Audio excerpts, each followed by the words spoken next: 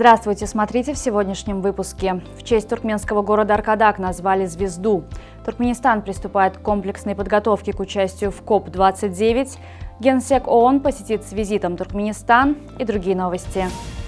Ученые общества «Космос-Земля», изучающие небесные тела, назвали одну из звезд на небе именем Аркадак в честь первой годовщины открытия города и как символ гордости за него. Сертификат о присвоении звезде имени Аркадак, а также телескопы и сделанные фотографии звезды передали Туркменскому государственному университету имени Махтумкули.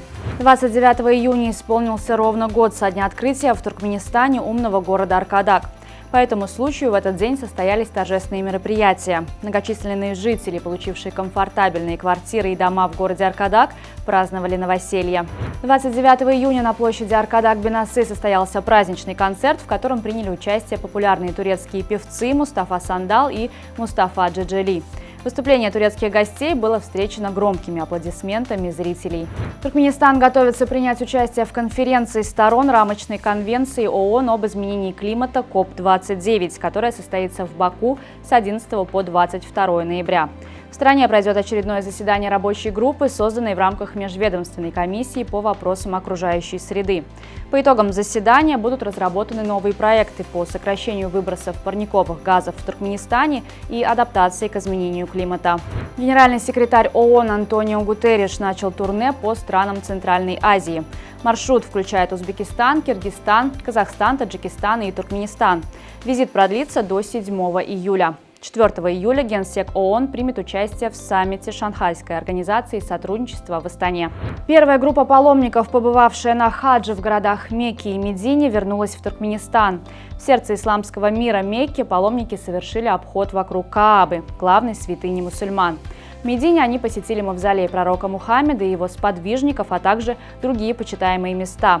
Специальный рейс для доставки паломников в Королевство Саудовская Аравия и обратно организован за счет средств агентства Туркмен-Хувайоллары. Лосан, потухшие вулканы и самая высокая точка Южной Кореи под угрозой разрушений из-за, казалось бы, безобидного бульона от лапши быстрого приготовления.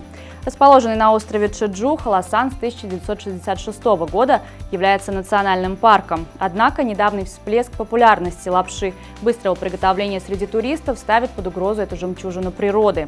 Проблема в том, что туристы выливают неиспользованный бульон на землю или в реки. Бульон, содержащий большое количество соли, отравляет почву и водные источники, губя насекомых и нарушая хрупкое равновесие экосистемы. В США завершилось необычное судебное разбирательство. 68-летний житель Лонг-Айленда отсудил у компании BMW крупную сумму в 1,9 миллионов долларов за травму, полученную от автомобильной двери. Происшествие случилось в 2016 году с программистом Годвином Буатенгом. Он пользовался автомобилем BMW X5, оснащенным системой плавного закрытия дверей.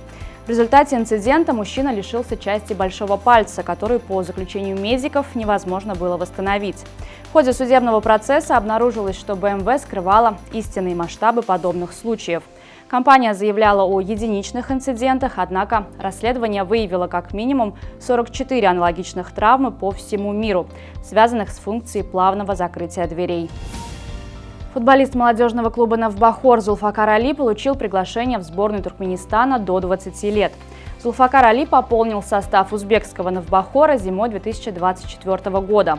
В прошлом сезоне футболист выступал за дубль ашхабадского Капитдага.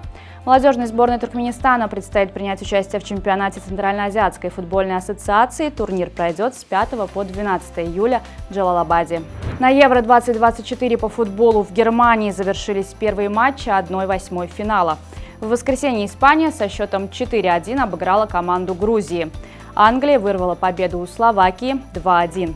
Днем ранее сборная Германии обыграла Данию 2-0, а Швейцария неожиданно выбила из турнира Италию, победив 2-0. В четвертьфинале Англия сыграет со Швейцарией 6 июля, а Испания встретится с Германией 5 июля.